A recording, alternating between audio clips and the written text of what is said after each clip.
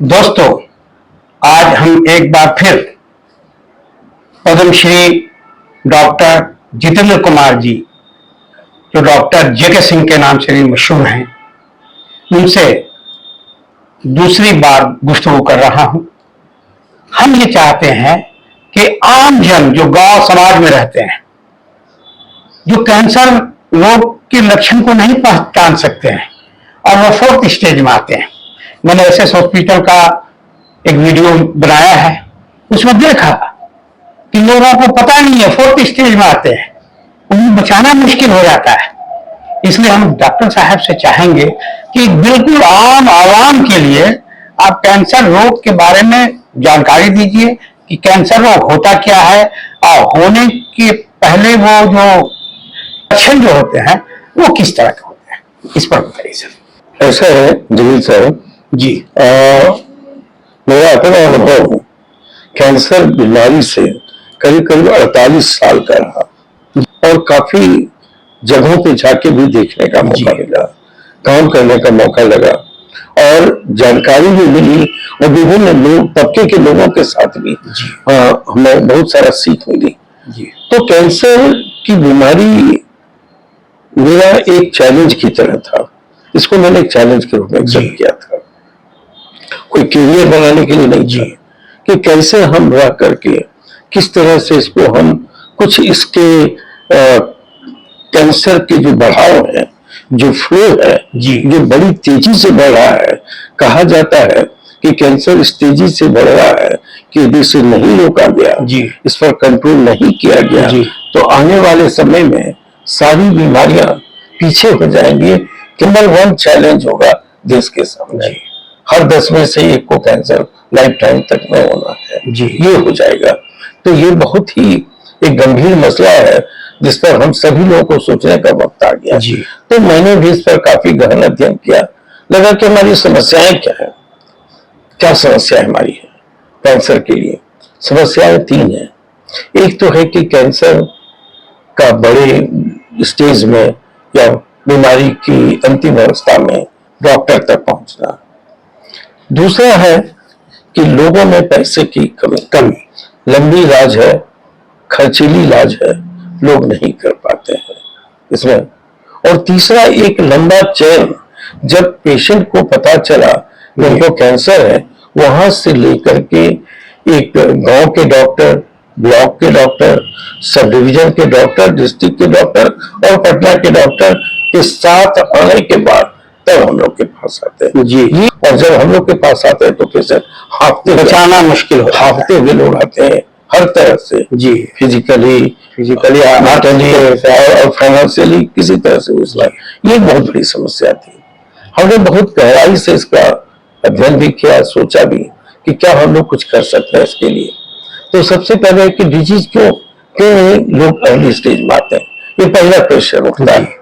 इसलिए लोग नहीं आते हैं कि कैंसर की बीमारी में शुरू में कोई तकलीफ नहीं देता है, नहीं देता है, वो चोर बीमारी का बीमारी अंदर अंदर बढ़ता है। और शरीर का एक तरह का, जब आपके शरीर में किसी भी पार्ट में कैंसर हो गया, कैंसर शरीर के किसी भी पार्ट में हो सकता है, किसी भी। और जब आपके यहाँ बदलाव आया उसमें कैंसर में, तो आपको पता नहीं चलेगा, क्योंकि बहुत दिन तक वो ऐसे ही पड़ा रहता है। उसके बाद वो झिल्ली को तोड़ करके वो आगे बढ़ना शुरू करता है और आगे बढ़ते बढ़ते हर शरीर के महत्वपूर्ण ऑर्गन को पकड़ लेता है।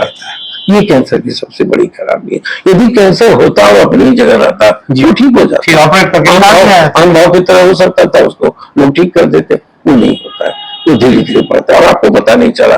और जब तकलीफ देने लगा आपको, तब आप एहसास यहाँ दर्द है और हमें डॉक्टर के पास जाना चाहिए।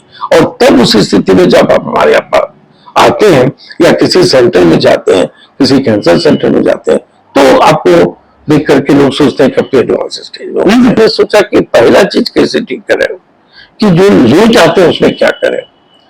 तो हमें लगा कि नहीं, हम लोग को देश के स्तर पे, चूंकि मैं तो राष्ट्रीय स्तर पर भी बहुत सारे कैंसर के एसोसिएशन से राष्ट्रीय अध्यक्ष के रूप में जुड़ा हुआ है, तो मुझे लगा कि हर मेरी समस्या सिर्फ बिहार की नहीं है, ये हर स्टेट की है। कैसे इसको कम किया जा सकता है, इसको तभी कम किया जा सकता है जब कोई हेल्दी आदमी, जी, स्वस्थ आदमी, जो अपने को समझता है कि हम स्वस्थ हैं, जी, और वो अपनी जांच कराए। जी, साल में कम से कम एक बार अपनी जांच करावे। और जब कोई भी छोटी मोटी भी तकलीफ हो जी, तो उसको जो है नोटिस करके, नोटिस हो आ गया है तो उसको दिखाए। जी, मैं बाद में बताऊंगा कि कौन कौन सी ऐसी चीजें हैं जो होने पर तुरंत डॉक्टर के पास जाना जी, चाहिए, तुरंत जाना चाहिए। तो जब भी कोई हेल्दी आदमी, जी, जब आप परीक्षण में जाएंगे, लोग आपको देखेंगे, डॉक्टर्स देखेंगे, हर एरिया के डॉक्टर आपको देखेंगे, कैंसर के भी डॉक्टर देखेंगे, तो आपको बीमारी पकड़ में आ जाएगी। 95% बीमारी वहीं पकड़ी चली जाएगी। जी, जब आपको नहीं पता हो, डॉक्टर आपको पकड़ लिए कैंसर है, वो समझिए कि शुरुआती अवस्था में पकड़े और आपको 100% ठीक करेंगे। बिल्कुल केयर की बात हम लोग वहां करते हैं। एक प्रश्न मेरे मन में उठता है कि सरकार ऐसी व्यवस्था नहीं करे कि गांव समाज में शिविर लगाकर, ये खास तौर पर कि वो आम जन का वो जांच कराए कि इस गांव में या इस एरिया में कोई कैंसर पेशेंट तो नहीं है। जो अपने एक्सपीरियंस हम देख रहे हैं जी, और सरकार की तो बहुत अहम भूमिका होती है सब चीजों में। जितनी चीजें सरकार ने एक सेंटर को बनाने में पैसे लगाए, जी, जितनी मेहनत लोग सरकार कर रही है, जी, बहुत सारे अस्पताल बनाए हैं, कैंसर के भी अस्पताल बनाए, कैंसर के अस्पताल बनाए तो है, लेकिन ये जो पर्टिकुलर चीज है, स्क्रीनिंग करना, जी, और लोगों में अवेयरनेस पैदा करना, लोगों को जागरूक करना, लोगों को कैंसर के बारे में ज्ञान देना, लोगों को कैसे कैंसर से प्रिवेंट अपने आप को करें, वो बताना, और उसके साथ साथ अर्ली डिटेक्शन कैसे करना, ये 4 चीज कैंसर का बता, ये हमने बहुत बाद में जाना। सबसे पहले लोगों को जागरूक कीजिए। सबसे पहले जरूरी है, हम लोग सैकड़ों जगह कैंप भी किए, लोग को जागरूकता बढ़ाना सबसे जरूरी। जी, अवेयरनेस बहुत इंपॉर्टेंट चीज है।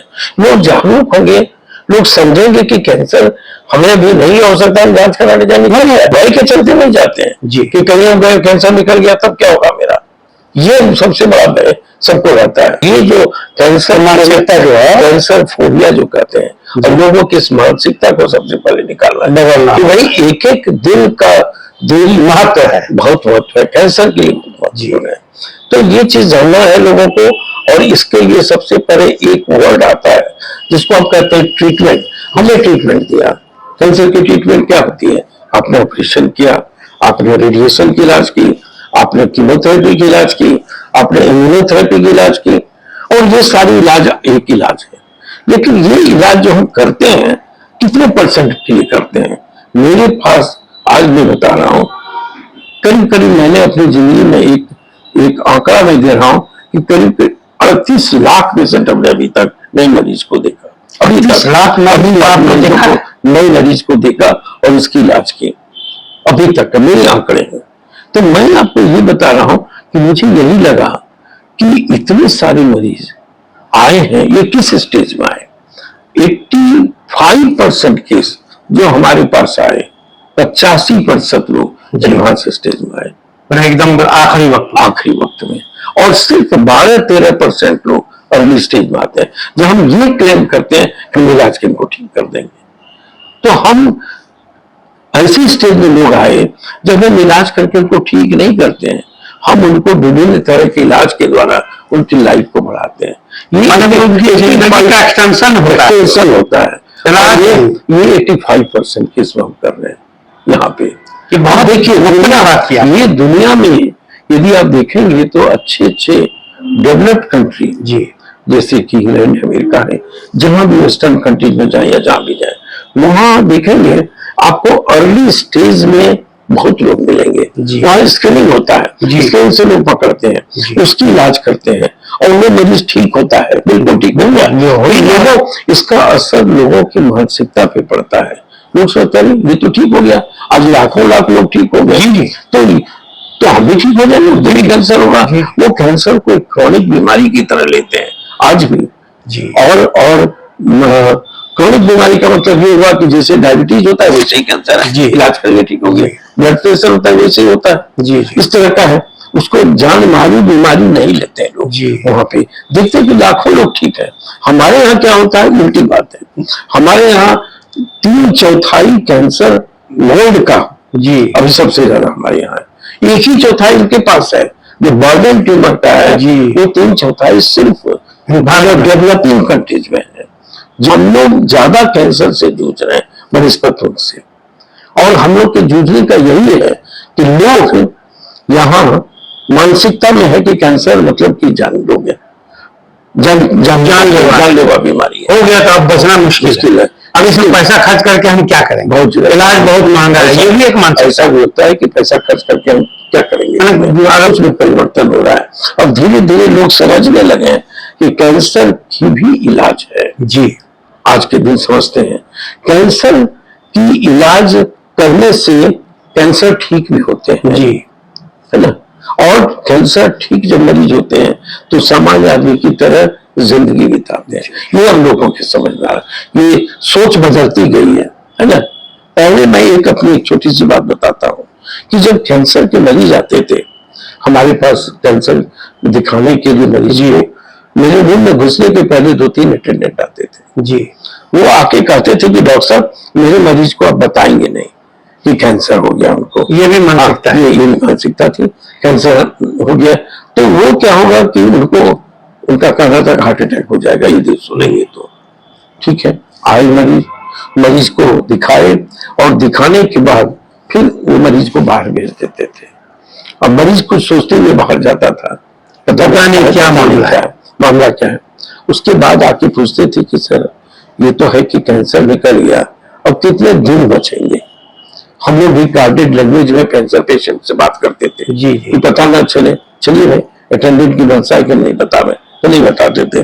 दशक कैसा था जब दिन पर लोग बात करते थे जी। उसके बाद दशक आया जब महीना पर लोग चले गए जी। इसके बाद बरस कि कितने साल जिए गए। अब मरीज बैठा रहता है जब उनके हम करते हैं, मरीज भी सोचता है कि चलो हमारी अच्छी इलाज होगी तो हम ठीक हो जाएंगे। 95% पेशेंट जानते हैं कि उनकी इलाज कैंसर की है और कैंसर बहुत ठीक हो जाए, देखते कि लोग ठीक हो रहे जी। देखते ठीक हो रहे। तो ये 60 पर चला आया।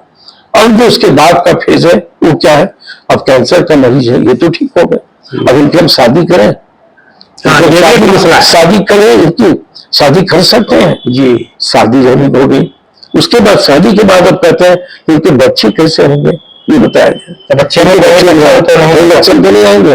बात अब यहाँ तक आ गई, कहाँ दिन था और कहाँ अभी लोग ये सोचे। तो लोगों की मानसिकता में बहुत परिवर्तन हुआ और ये इसकी वजह है कि हम लोग जो जागरूकता अभियान और जो एजुकेशन देते हैं उससे लोगों में बहुत। सरकार को इसलिए पकड़ना चाहते हैं, ये वेलफेयर सरकार है, ये कोई बनिए की सरकार तो है नहीं कि मुनाफा और घाटा है। ये तो देश के जनता के वेलफेयर के लिए सरकार है। सर हम जो चीज पाना चाहते हैं वो यही तो है, तो अच्छा इलाज दीजिए, अच्छी शिक्षा दीजिए। वो मोहल्ले में क्या होना चाहिए, यदि आप उनके एक्सपर्ट से बात करेंगे जी तो आपको एक दिशा मिलेगी कि हमें कहाँ करना चाहिए। शुरुआत में ट्रीटमेंट क्या करेंगे, ट्रीटमेंट करके कितने साल का लाइफ देते हैं कैंसर में। आप 100 अस्पताल बना दिए, उसे क्या पड़ता है। मैं नहीं कहता कैंसर ना हो, इसके लिए कोशिश करनी चाहिए और कैंसर यदि निकलता भी है तो अभी स्टेज में पकड़ा जाए, ये सबसे बड़ी जरूरत है। तो इसके लिए एक अलग तरह का सूच बनाना पड़ेगा, अलग तरह का एक फौज बनानी पड़ेगी, डॉक्टर की फौज तैयार करनी होगी आपके मेडिकल कॉलेज में जहाँ की मैक्सिमम लोग जी, प्राइमरी हेल्थ सेंटर में देहात में जाके रोजाना सैकड़ों मरीज देखे जाते हैं। उस पॉइंट पर आपको जाकर के ना कि बड़े बड़े अस्पताल खोल दिए, उससे कोई फायदा नहीं है। जरूर साहब मैं कर सकता हूँ आपको कि यदि यही स्थिति चलती है जो हम 20 साल पहले थे जी, आज भी वही है और आगे भी अगला 20 साल में होंगे जी, वही चेंज नहीं होगा। जो इंसिडेंस थी वही इंसिडेंस है। मैं दावे के साथ इस बात को कहता हूँ क्योंकि हम राइट पॉइंट को हिट नहीं कर रहे हैं। अगर हिट करना चाहिए तो उस पर करना चाहिए। तो मैंने सोचा कि मैं क्या करूं, मेरा क्या है, मैं तो सरकार नहीं जी, मैं तो मेरे पास इतनी ताकत नहीं है, मेरे पास इतना नहीं है, धन नहीं है कि मैं का काम 18 करोड़ या 16 करोड़ की जनता तक जा सकूं और उनको कर सकूं, तो इसके लिए सरकार को तो आगे आना ही पड़ेगा, मैं समझता हूँ। और सरकार आ रही है, सरकार का दायित्व है, सरकार का दायित्व, सरकार कुछ पैसे भी देती है, मदद भी करती है। लेकिन सर एक चीज है सर, मेरा एक सुझाव है जी जी कि अगर सरकार जो जैसे सरकारी अस्पताल है उसमें जांच है तो एक फ्री जांच रखे कि भाई आपका जो है वो एक पूरे मुफ्त में जांच, मुफ्त के नाम पर तो जनता जो है वो कुछ भी करने के लिए तैयार हो जाएगी मुफ्त के नाम, कि आपका जो है पूरा मुफ्त जांच किया जाएगा आपके स्वास्थ्य का, ये सरकारी तौर पर हो और उसी में कैंसर और दूसरी बीमारियों का भी जांच है कि सरकारी अस्पताल में अभी भी मुफ्त इलाज होती है, वो पैसे नहीं लगते हैं, वहां नहीं लगते हैं, दवाइयां भी दी जाती है, हर तरह का सरकार प्रयास कर रही है।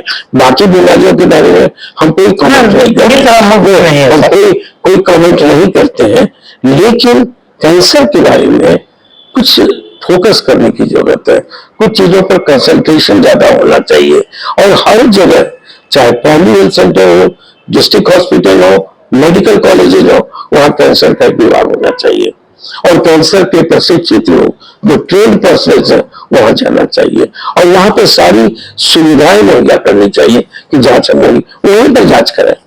आप बोलें ऐसे लोगों को आप मैसेज दीजिए जो बिल्कुल पढ़े लिखे नहीं है या गरीब तबके से हैं, तो उनको आप कैसे समझाएंगे कि आप कैंसर से बचने के लिए आप शुरू में क्या कर रहे हैं, आप ऐसा कर लेते हैं तो आप कैंसर से बच सकते हैं। उसके लिए उपाय है कि आपको डॉक्टर के पास कब जाना चाहिए। हमने कहा ना कि जब हमें तकलीफ होती है, सिम्टम प्रोड्यूस होने लगते हैं, तब हम जाते हैं। आपको कब जाना चाहिए डॉक्टर के पास? यदि आपके शरीर में कोई गांठ हो और वो गांठ कम नहीं हो रहा हो, लग रहा है कि ये भाई खट नहीं रहा है, तो आप तुरंत डॉक्टर, हो सकता है उस गांठ में कैंसर हो जी। यदि किसी औरत के स्तन में जी यदि कोई गांठ आ जाए, ये सबसे ज्यादा औरत का और स्तन का कैंसर वर्ल्ड में नंबर वन है। तो आप उस समय कोई भी औरत यदि उसको बताया जाए कि कैसे आप अपने स्तन पे बाथरूम में जब जाती है तो उस पर हाथ रखेंगे तो आपको हल्का सा कड़ेपन का एहसास होगा कि ये गांठ है, उस समय आप नहीं तो डॉक्टर से जाके दिखाइए, एक्सपर्ट से जाके दिखाइए। दूसरा चीज, तीसरा चीज क्या है कि मुंह में झिल्ली होती है जी, ये झिल्ली गुलाबी कलर का होता है, ये झिल्ली यदि आपकी कोई रंग बदलने लगे, उजलापन होने लगे जी, अल्सर होने लगे जी, और घाव जो है बढ़ने लगे मुंह के अंदर जी, दांत बराबर हिट कर रहा हो आपके झिल्ली पर, तो वैसी स्थिति में आप उसको तुरंत डॉक्टर से दिखाइए। मुंह का कैंसर वर्ल्ड का नंबर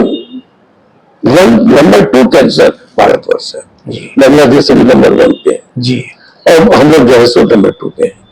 सबसे ज्यादा कैंसर मर्दाना में मुंह का कैंसर होता है ना।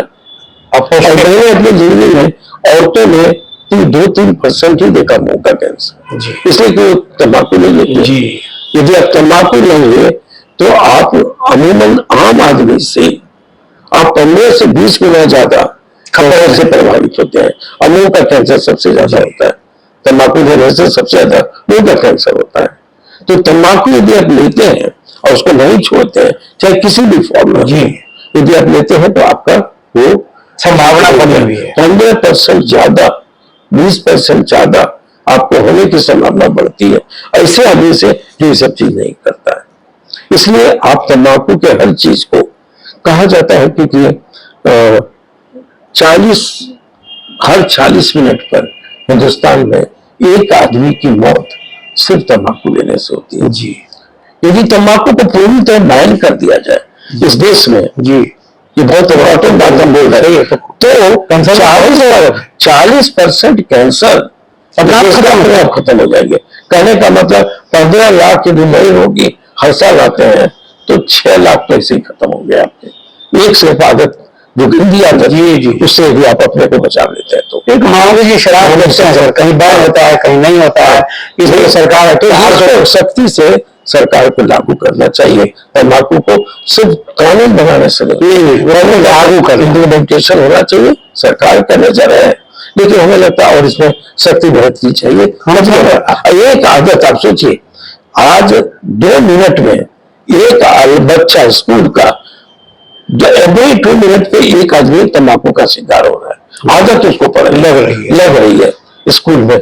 16 साल से 22 साल के लड़के, वो अपना टारगेट है स्कूल में अपर क्लास, कॉलेज के लोअर क्लास में, ये टारगेट है। उसको आप वैसो वहां देखिए और वहां उसको ठीक कीजिए जी, है ना। उसको वहां पर यदि कर लेते हैं तो बहुत बड़ा तबका कैंसर नहीं होने से बच जाता है। तो ये तो एक चीज है जो कि हमारी, आपकी, हर लोगों की, सोशल एक्टिविस्ट की, एनजीओ की, इस सब का, और खास करके कैंसर अस्पताल, कैंसर के डॉक्टरों का, हर का जब तक मुहिम नहीं चलाएंगे संभव नहीं है। मुहिम चलाने का। अब आपको बात हुई कि तीसरी बात होता है मुंह के झिल्ली की, कि मुंह में झिल्ली हो और इस तरह का, तुरंत आप डॉक्टर के पास जाइए। अब प्रोस्टेट का कैसे पता चला सर? मैं बता रहा हूँ, प्रोस्टेट में जैसे कि अमूमन एक आदमी यदि कोई शाम में पेशाब करता है, उसके बाद सोने के पहले पेशाब हुआ, उसके बाद वो सोने चला, पेशाब नहीं होती है। लेकिन कोई आदमी बार बार उठ रहा है बीच बीच में और जाके पेशाब उसको लग रही है जी, इसका मतलब कि कहीं ना कहीं प्रोस्टेट से रिलेटेड है जी, और उसका जांच होना चाहिए जी। जांच अल्ट्रासाउंड है, जांच सीटी स्कैन है, पीएसए एक होता है, ब्लड की जांच होती है, उससे पता चलता है आपका प्रोस्टेट में ये बीमारी। प्रोस्टेट बीमारी तेजी से बढ़ी है इस देश में, फेफड़े की बीमारी तेजी से बढ़ी है इस देश में, है ना, ये बढ़ रही है।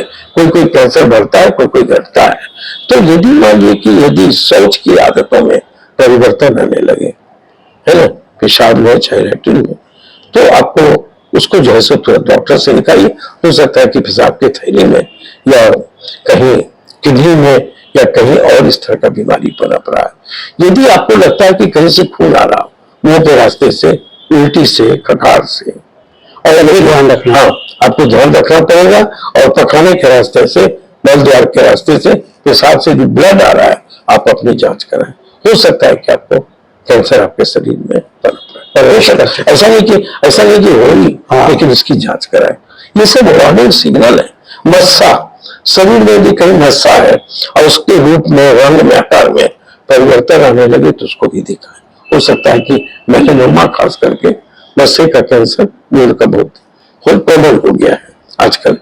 और यदि आपको लगता है कि भाई हम खाना खा रहे हैं, अच्छे से गति कर रहे हैं, तभी हम कमजोर हो रहे हैं, तभी हमको वेट बहुत कम हो रहा है, क्या बात है, तो आपको ये करना पड़ेगा कि एक बार दिखाना पड़ेगा डॉक्टर के पास, खास करके कैंसर स्पेशलिस्ट से, कि कहीं ऐसा तो नहीं कि हमें ल्यूकेमिया, ब्लड कैंसर होगा, उसकी संभावना रहती है उसमें।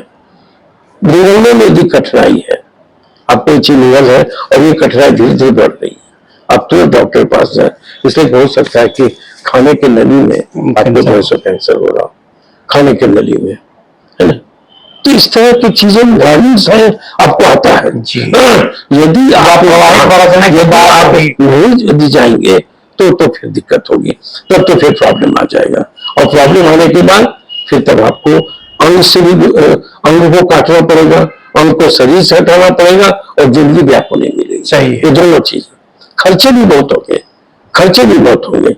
तो इसलिए कैंसर का एक इम्पोर्टेंट, जो मेरा मैसेज आज का, एक दिन बहुत इंपॉर्टेंट है, इसको कभी भी हल्के से ना लें, कभी भी हल्के से ना लें। जितनी जल्दी होगी आपका पता चलेगा, उतनी जल्दी आप ठीक होंगे।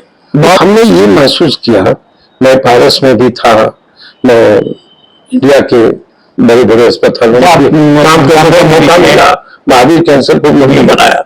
मैंने एक चीज पाया कि नहीं, आदमी जब तक उसको फुल मौका नहीं दिया जाए, उसको पूरी तरह लिबर्टी नहीं दी जाए, तो काम नहीं आप कर सकते जी। पीएमसीएच बहुत बड़ा अस्पताल है आपके सामने। आपको पीएमसीएच के बारे में बताया किस तरह से? आपका कैंसर विभाग भी एक है, हर जगह कैंसर विभाग एक है।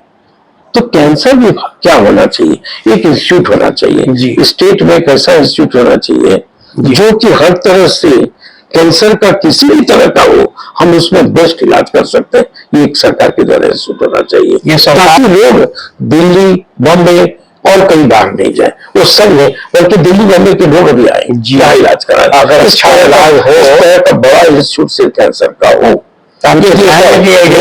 ये सरकार को हमें प्रस्ताव दे रहे हैं। मेरे दिमाग में एक सपना था कि यदि ऐसा हो जिसमें कि हर चीज हम लोग अपने तरीके से कर सके, हर चीज को हम किस तरह से रोक सके शुरुआती दौर में, कम्युनिटी ऑन्कोलॉजी को कैसे डेवलप कर सके। ट्रीटमेंट तो सब करता है, दुनिया में सब करता है, लेकिन ट्रीटमेंट आप ऐसे समय में करते हैं जब ट्रीटमेंट से बहुत फायदा नहीं होने वाला है, लंबी लाइफ नहीं दे सकता उसको। तो आप ऐसा यदि करें कि जब कहते हैं ना कि शिप में कैप्टन एक होना चाहिए, है ना, इस तरह से भी आप किसी को लिबर्टी देंगे, मेरा अपना सुझाव है, हो सकता है गलत भी हो, तो आप एक अच्छा इंस्टीट्यूट बनाएंगे और उसे इंस्टीट्यूट से फायदा होगा। यही सोच के मेरी कि हाजीपुर में ऊपर वाले की कृपा से आपने तो छत के नीचे बहुत बड़ी एक जगह मिली, और संयोग से मुझे लगता है कि मैं जो ये सपना है इसको मैं वहां पूरा करूंगा। मैं चाहता हूँ कि वहां पर एक ऐसा अस्पताल बनाओ जो कम्युनिटी ऑन्कोलॉजी का सबसे बड़ा सेंटर हो, यहाँ का नहीं देश का, पूरे देश का, जहाँ स्क्रीनिंग हो, जहाँ की आपका अवेयरनेस हो, एजुकेशन हो, प्रिवेंशन का काम हो, कैसे प्रिवेंट कर सकते हैं, और अर्ली डिटेक्शन का सारा चीज है। इसमें पैसे नहीं खर्च होता है, इसमें जरूर साहब पैसे मिलते भी नहीं इसमें कौन सा पैसा होगा। आप किसी को कहिएगा कि आप जागरूकता का भाषण देंगे उसके सामने, उसमें आपको कोई पैसा मिलेगा लोग, इसीलिए यही कारण है। ये तो सेवा भाव से हमें मुझे बुरा लगता है कि आज के अस्पताल में ये चीजें कहीं नहीं है। वो सिर्फ ट्रीटमेंट करते हैं, क्योंकि ट्रीटमेंट से पैसे होते हैं, उसका अपना खर्चा चलता है, उसमें बहुत पैसे लगाए, उसका अपना खर्च, इस चीज में कोई नहीं आता। मैं यही चीज किया, मैं एक चैरिटी हॉस्पिटल बना करके, उसका नाम है Shri Sai institute of medical sciences, SIMS, उसको सिम्स कहते हैं। उसके बाद मेरा दूसरा जो सबसे बड़ा रिसर्च, आज हिंदुस्तान में खास करके बिहार में कोई रिसर्च का काम नहीं होता, मैं उसको रिसर्च का एक सेंटर बना, और मेरा छोटा सा क्लिनिक है पटना में, वहां मैंने रिसर्च में बहुत आगे, आज मेरे साथ 32 दुनिया के लोग, दुनिया के कंट्री और बहुत सारे ऑर्गेनाइजेशन, चाहे गवर्नमेंट का हो नॉन गवर्नमेंट हो, सब 32 हमारे साथ जुड़ गए। आज के डेट में जुड़े हुए हम लोग सब मिलकर काम कर रहे हैं। मेरा है नहीं इतनी सामर्थ, फिर भी हम लोग कोशिश करें कि लोगों के साथ मिलकर हम कर। आपकी जो भावना है, आपका जो भाव है, सेवा भाव, तो आपको आगे ले चल रहा है। तो लोगों के साथ हम चाहते हैं कि नहीं, हमें कुछ करना चाहिए। नहीं साहब, हम लोग तो लाइफ के फ्राइड एंड हैं, 72-73 साल हमारी, कितना भी 5-6 साल, फिर दे चाहा कुछ दे के जाना, हमेशा अपने कंट्रीब्यूशन से जाना जाता है। हमें आप यदि किसी को कुछ दे के जाएंगे ना, वो जल्दी बन जाता है। पैसा कमाना कमाई तो घर वालों के लिए अच्छी, लेकिन ये चीज जो समाज के लिए, बिल्कुल मानव के लिए बिल्कुल सही है। पैसा तो घर वालों के लिए, मकान दुकान जो है वो घर वालों बना के क्या करना है करना, लेकिन ये समाज को देने, आपकी समाज की जिस चीज की जरूरत है, अस्पताल जो नहीं कर पा रहे, कैंसर सेंटर जो नहीं इस पर ध्यान दे पा रहे, मैं ये चीज को पकड़ा हूं, और उसी को करके मैं चाहता हूं कि एक ऐसा एक हॉस्पिटल बनावे, एक ऐसा आइडियल अस्पताल बने जहां की इन चीजों को ज्यादा तवज्जो दी जाती हो। इन चीजों से हम क्या करेंगे कि यदि 85% लोग एडवांस स्टेज में आते हैं, यदि 50 पे ले आए इसको, बहुत बड़ी बात होगी। एक हम लोगों से यही कहते हैं कि भैया आप अपने आपको जांच जरूर कराइए, साल में एक बार जांच कराएं, एक बार जांच कराने से बहुत चीज पता चले, लेकिन जांच का सेंटर भी तो अच्छा होना चाहिए जो उनको कम से सही जांच दे, कम से कम पैसे पे सही जांच, और सही जांच हो, और दिशा अगर सही हो बिल्कुल कामयाबी मिलती है। तो हम कहना चाहेंगे, पूरी दुनिया कैंसर के फील्ड में एक बांध बना रही है, कैंसर के प्रवाह को, फ्लो को रोकने के लिए एक बांध बना रही है। यदि हम लोग छोटे तबके के आदमी हम लोग, यदि हम लोग अपनी तरफ से उस बांध को बनाने में 2 ईंटा जोड़ दें, उदाहरण बड़ा है, तो हमें लगता है कि मेरी ऑब्जेक्टिव सफल हो गया, और ये ऑब्जेक्टिव सेवा का यही चाहते हैं। वो सेवा भाव के लिए जो आप डॉक्टर बने हैं, एक अच्छे डॉक्टर के रूप में भी अपनी पहचान बनाए। मैं बहुत आपका शुक्रिया अदा करता हूँ सर। और हम आपसे छोटे छोटे, जैसे अभी तो हम लोगों ने एक पूरी तरह से बातें की हैं सबों के बारे में, कि अब हम चाहेंगे कि आपसे कि मुंह का कैंसर, स्तन का कैंसर, इस तरह से छोटा छोटा जो कैंसर है इसको हम अलग से बनाएंगे। जी जी, इसको हम अलग से, इससे लोगों को ज्यादा फायदा होगा। तो हम इसको अलग से वीडियो, मुंह का कैंसर, कभी ब्रेस्ट का कैंसर, कभी हार्ट का कैंसर, कभी प्रोस्टेट का कैंसर, इस तरह मेरा भी जो मकसद है सर कि हम वो महज 5 मिनट का होगा, उसमें बहुत सीख मिल जाएगी। जैसे देखिए मेरा भी मकसद है सर कि मैं सीनियर सिटीजन हूँ। लोग कभी कभी मजाक में उड़ाते हैं कि इस उम्र में ये वीडियो बनाता है, लेकिन हम ये सोचते हैं कि हम घर में बैठकर बाल बच्चों के साथ अच्छे से खाना खाकर जिंदगी खत्म कर सकते हैं, लेकिन अगर हम समाज के लिए कुछ दे सकते हैं तो दे रहे हैं। हम जागरूकता पैदा कर रहे हैं, आपसे बात करके हम उन लोगों तक पहुंचा रहे हैं जो इससे लाभ उठा सकते हैं। तो मैं इसी को मानता हूँ। बहुत बहुत शुक्रिया।